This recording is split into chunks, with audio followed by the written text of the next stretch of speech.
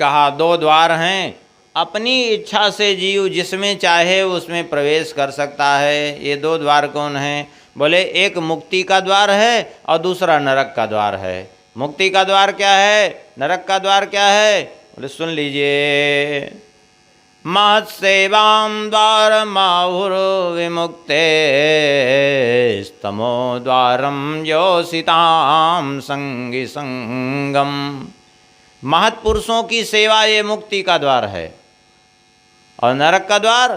बोले नरक का द्वार है योषिताम संगी संगम, तमो द्वारम योषिताम संगी संगम। नरक का द्वार है स्त्री लंपट पुरुष का संग।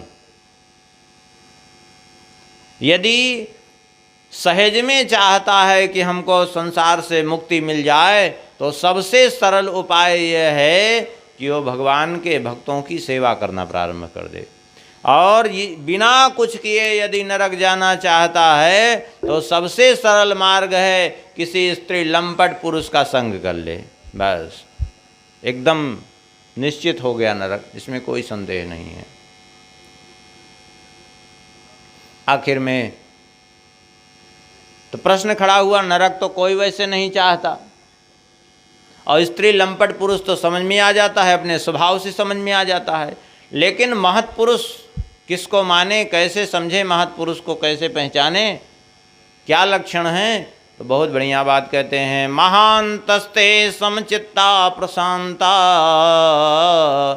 विमन्यवा सुहृदा साधो ये के एव महानता। बोले ए समचित्ता, ए प्रशांता, ए विमन्यवा, ए सुहृदा, ए साधवा ते एव महानता। ये गुण जिसमें विद्यमान हो, समदर्शी हो, जिसका मन शांत हो गया हो,